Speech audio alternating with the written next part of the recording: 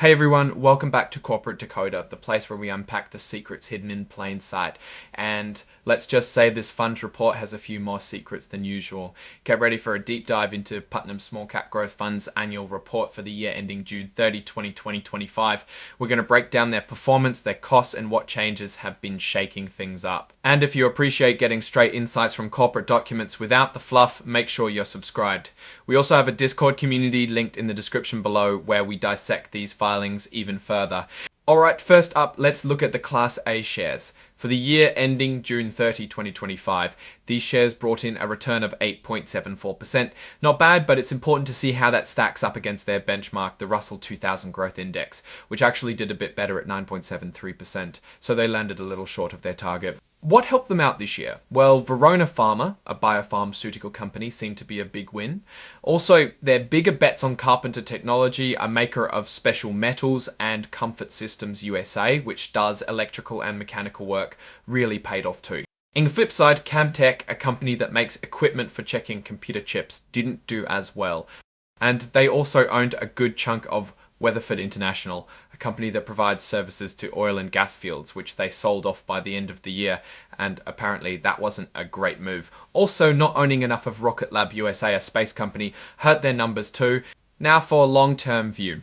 If you had invested $10,000 in Class A shares back in 2015, by June 2025, your investment would be worth about $9,425 after accounting for sales fees. That's not a terrible performance considering the fees, but let's see how it compares to the market. Looking at the average returns, Class A shares returned solid numbers, 11.42% over 5 years, and 11.30% over 5 years, and 11.30% over 10 years. That sounds pretty good, right? But when you compare it to the Russell 3000 index, which averaged 15.96% over 5 years and 12.96% over 10 years, Putnam's fund lagged behind. Even the Russell 2000 growth index, which Putnam uses as its benchmark, beat them over the 5 and 10 year periods. It seems like this fund has been playing catch up for a while. Let's check out some key stats as of June 30, 25. The fund managed a massive $2.89 billion in total net assets. They hold about 102 different investments, which means they're pretty diversified, but not overly so, which is usually a good sign for a small cap growth fund. Now for Class C shares, these shares returned 7.93% for the year. Again, this is less than their benchmark, the Russell 2000 Growth Index, which returned 9.73%. The performance highlights here are pretty much the same as Class A Verona Pharma, Carpenter Technology, and Comfort Systems USA were the winners, while Camtech, Weatherford International, and Rocket Lab USA were the laggards. The 10-year average total return for Class C shares is 10.63%. That's decent, but again, it's underperforming the broader market indexes. It's also interesting to note that the 5-year returns for Class C without the sales charge are the same as with the sales charge, or the same as with the sales charge are the same as with the sales charge, which is a bit unusual and might suggest a conversion of shares or some other accounting nuance. Next up, Class R shares. These had a return of 8.47% for the year, also underperforming their benchmark. Over 5 years, they've averaged 11.15%, and over 10 years, 11.02%. The same top contributors and detractors are listed, showing a consistent theme across the classes. Now for Class R6 shares. These did a bit better relative to the benchmark, returning 9.19% for the year, which is closer to the Russell 2000 Growth Index's 9.73%. Their long-term performance is strong too, with 11.87% over 5 years and 11.75% over 10 years. These seem to be the best performing shares of the bunch. Finally, Class Y shares, they posted 9.02% for the year, again a little behind the benchmark. Their 5-year average is 11.70% and 10-year is 11.58%. It seems like management has a consistent strategy across all share classes, though the performance varies slightly. The fund has seen some changes this year, starting in July 2024. Franklin Advisors came on board as a sub-advisor. Then in November 2024, Putnam Investments Limited, another sub-advisor, merged into Franklin Templeton Investment Management Limited. This suggests a shift in management structure, which could impact future performance and strategy. Diving into the financials for Class A, the the total operating expenses for the year were about $122 for every $10,000 invested. For Class C shares, this cost was higher at $2,001 for every $10,000 invested, which makes sense given their higher expense ratio. Let's look at what they actually invest in. As of June 30, 2025, the fund held about 98.6% in common stocks.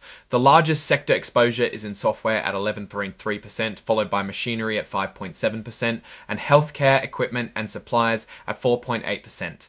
Their top holding seems to be software companies like ACI Worldwide and Vertex Inc. In the aerospace and defense sector, they held Kratos Defense and Security Solutions Inc., which is a significant investment. They also had positions in Rocket Lab Corp., another aerospace company.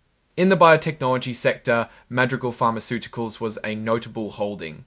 They also had significant positions in Blueprint Medicines Corp. And Ascendis Pharma. In semiconductors, Nova Limited from Israel was a major holding, representing a substantial $68.7 million investment. Camtek Limited, another semiconductor equipment maker, was also in the portfolio. These are the companies that acted as a drag on performance, as we saw earlier. The total cost of their common stock investments was over $2.1 billion, and their market value at the end of June 2025 was close to $2.85 billion. That's a decent unrealized gain, even with some of the underperforming stocks.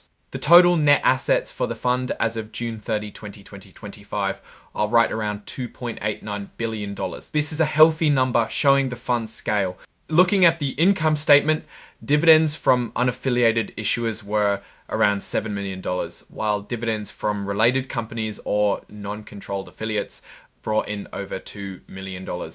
They also had income from lending out securities, which is an interesting way to boost returns. Management fees were almost $18.4 million. This is a significant chunk of the expenses, and it's worth noting that the management fee actually increased due to performance adjustments, which is a bit of a double-edged sword. Total expenses for the fund came in at just under $25.9 million. When you subtract those expenses from the total income, the fund had a net investment loss of over $16.5 million. This means that without the gains from selling investments, the fund wouldn't have been profitable. However, when you factor in the gains from selling investments and changes in market value, the fund actually saw a net increase in assets of over $175 million for the year. So despite the investment loss in operations, the overall picture is positive thanks to market appreciation. For tax purposes, shareholders can expect dividend received deductions and qualified dividend income. This is good news for investors as it can lead to lower taxes on their distributions. Finally, let's touch on how the fund's management contracts were approved for the coming year. The trustees reviewed everything, including the fees, performance, and competitive landscape. They found the current arrangement satisfactory, meaning the management teams for the fund will continue as is for now. So what's my take on this? Putnam Small Cap Growth Fund is a large established player managing billions in assets. They've got a solid, diversified portfolio, but their performance over the last year and even longer term has lagged their benchmarks. The management structure has seen some changes, which could be a good or bad thing, depending on how it plays out. While the fund did generate positive returns for shareholders, it mostly came from market appreciation rather than strong active management. The higher expense ratios for some share classes, especially Class C, are a point of concern, and investors should definitely consider that when looking at the net returns. Investors looking for steady, beat the market growth might want to look elsewhere, but for those who believe in the underlying strategy and are looking for broad small cap exposures, this fund still holds its ground. When mixing billions S's looking for steady, beat the market growth might want to look elsewhere, but for those who believe in the underlying strategy and are looking for broad small cap exposures, this fund still holds its ground. Alright, that's our breakdown of Putnam Small Cap Growth Fund's latest filing. What's your take on these numbers and what they signal for the company's future? Drop your thoughts in the comments. If this analysis was valuable, hitting that like button really helps, and subscribe for more deep dives. Don't forget to check out the Discord in the description. Thanks for watching. See you next time.